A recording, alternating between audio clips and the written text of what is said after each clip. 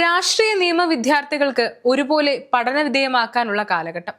മികച്ച ഭരണാധികാരി എന്ന ഇന്ദിരാഗാന്ധിയുടെ പെരുമയ്ക്കുമേൽ സ്വേച്ഛാധിപത്യത്തിന്റെ കരുനിഴൽ വീണത് അപ്പോഴായിരുന്നു. സ്വാതന്ത്ര്യാനന്തര ഇന്ത്യയിലെ രാഷ്ട്രീയ സാഹചര്യങ്ങളെ രണ്ടായി വിഭജിച്ച അനുഭവമായിരുന്നു അടിയന്തരാവസ്ഥ.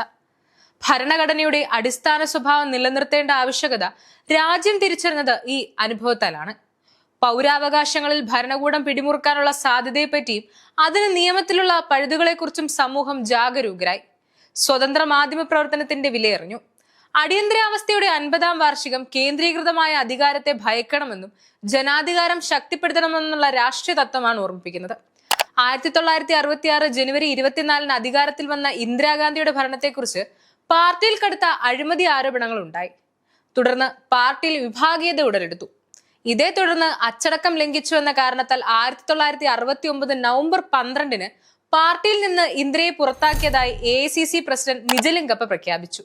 ഇതോടെ ഇന്ദിരാഗാന്ധി കോൺഗ്രസ് ആർ രൂപീകരിച്ചു. അഭ്യർത്ഥനവാദി എന്നതിന്റെ ചുരുക്കമായിരുന്നു ആർ. മറുപക്ഷം കോൺഗ്രസ് ഓർഗനൈസേഷൻ ഓയും രൂപീകരിച്ചു. 1970 ആയപ്പോഴേക്കും സോഷ്യലിസ്റ്റ് നേതാക്കളായ ജയപ്രകാശ് നാരായണൻ, ജോർജ് ഫെർണാണ്ടസ് എന്നിവരുടെ നേതൃത്വത്തിൽ ഇന്ദിരാ സർക്കാരിനെതിരെ അഴിമതി ആരോപണങ്ങൾ ഉന്നയിച്ച് പ്രക്ഷോഭം ആരംഭിച്ചു. എന്നാൽ 1971 തിരഞ്ഞെടുപ്പിൽ ഇന്ദിരാഗാന്ധി വൻ ഭൂരിപക്ഷത്തോടെ വിജയിച്ചു.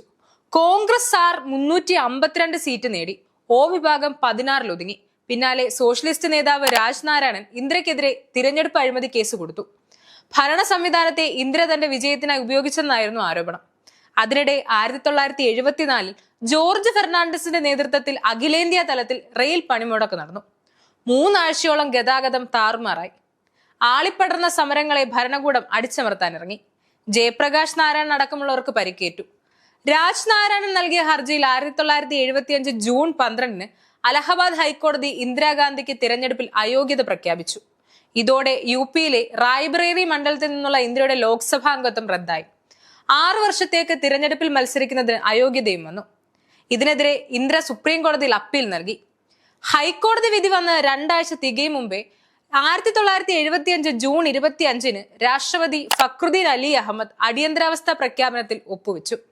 ജൂൺ 26-ന് ഇന്ദിരാഗാന്ധി ആകാശവാണി വഴി രാജ്യത്തെ വിവരമറിയിച്ചു. സ്വാതന്ത്ര്യാനന്തര ഇന്ത്യയിലെ ഇരുണ്ട കാലം എന്നറിയപ്പെട്ട ഈ കാലയളവിൽ പത്രങ്ങൾക്ക് സെൻസർഷിപ്പ് ഏർപ്പെടുത്തി. മൊറാർജി ദേശായി, രാജ്നാരായൺ, വാജ്പേയി, ജോർജ് ഫെർണാണ്ടസ് അടക്കമുള്ള ദേശീയ നേതാക്കളെ കരുതൽ തടങ്കലിലാക്കി. മൗലികാവകാശങ്ങൾ റദ്ദാക്കപ്പെടുമെന്ന ഭരണഘടനാ വ്യവസ്ഥയുടെ പിൻബലത്തിൽ അന്യായ തടങ്കലിൽ വെക്കപ്പെട്ടവരുടെ മോചനം സാധ്യമാക്കുന്ന ഹേബിയസ് കോർപ്പസ് ഹർജികൾ മരവിപ്പിക്കപ്പെട്ടു. നീതിപീഠങ്ങൾ സമ്മർദ്ദത്തിലായി. ഭരണകൂട വിമർശനങ്ങൾ നിശബ്ദമാക്കപ്പെട്ടു.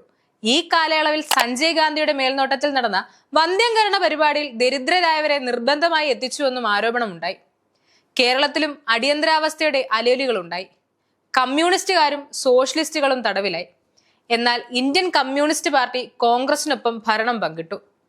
ദേശീയ അടിയന്തരാവസ്ഥ 3 തവണയാണ് പ്രഖ്യാപിച്ചത്. 1962-68 കാലത്താണ് ആദ്യ പ്രഖ്യാപനം. ഇന്ത്യ ചൈന യുദ്ധമായിരുന്നു പശ്ചാത്തലം.